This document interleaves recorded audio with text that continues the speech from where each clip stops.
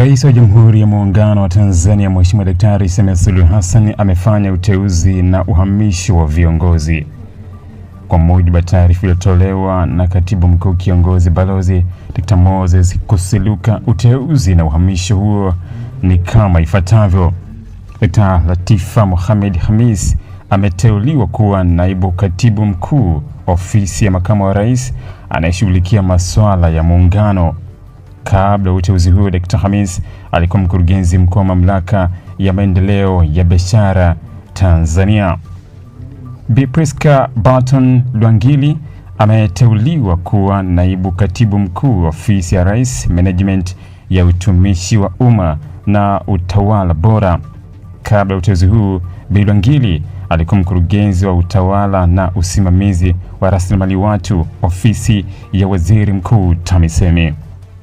Bwana Abdallah Hassani Mitawi amehamishwa kutoka Ofisi ya Makamu wa Rais kwenda kuwa Naibu Katibu Mkuu Wizara ya Uchukuzi.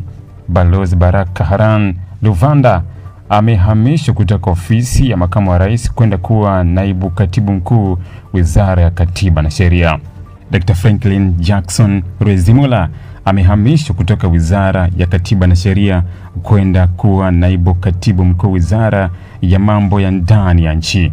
Dr. Madu Isaac Kazi amehamishwa kutoka Wizara ya Mambo ya Ndani ya Nchi kwenda kuwa Naibu Katibu Mkuu Ofisi ya Makamu wa Rais anayeshughulikia masuala ya mazingira, na Bwana Ephraim Balozi Mafuru ameteuliwa kuwa Mkurugenzi Mkuu wa Mamlaka ya Maendeleo ya Biashara Tanzania.